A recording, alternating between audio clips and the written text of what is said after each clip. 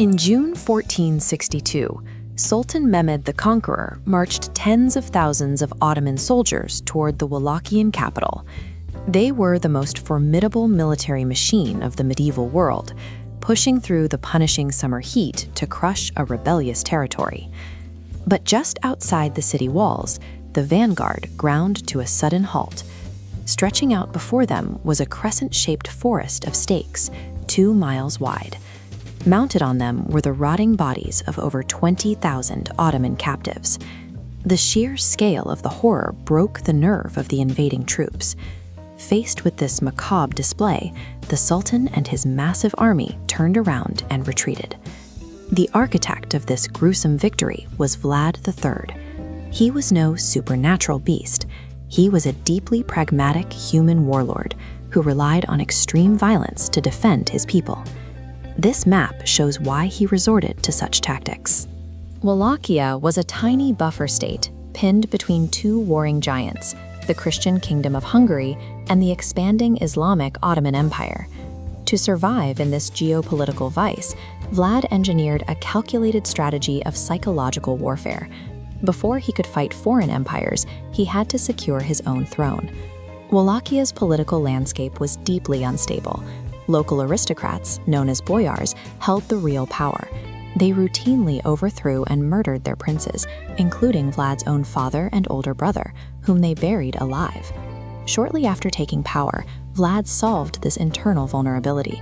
He invited 200 of these rival boyars and their families to a lavish Easter feast.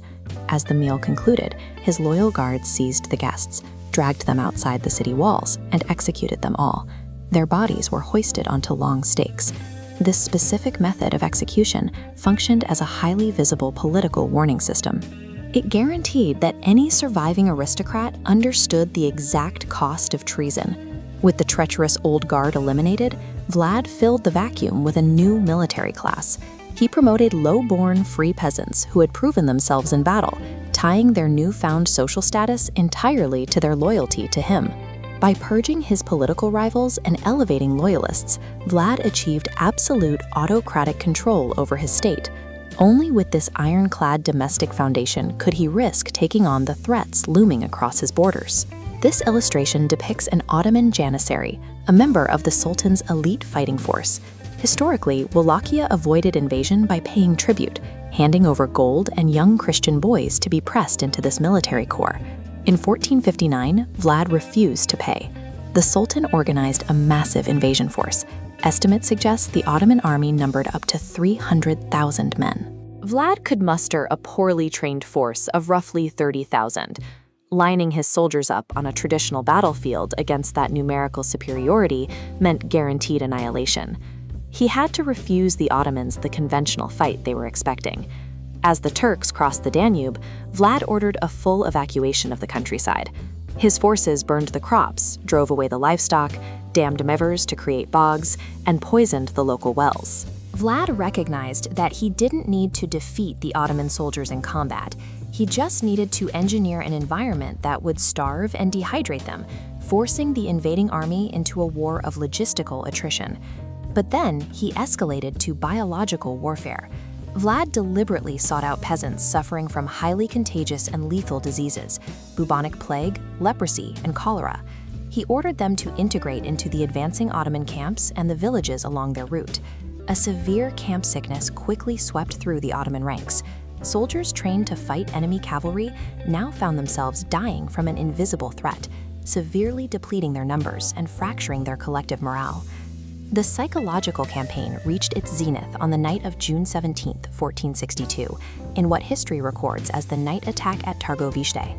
As a teenager, Vlad had been held captive by the Ottomans, where he learned their customs and became fluent in Turkish. He weaponized this background, disguising himself as an Ottoman officer to walk right past the perimeter guards and map the layout of the enemy camp. That night, he led a strike force deep into the encampment, using stolen passwords to cause mass confusion.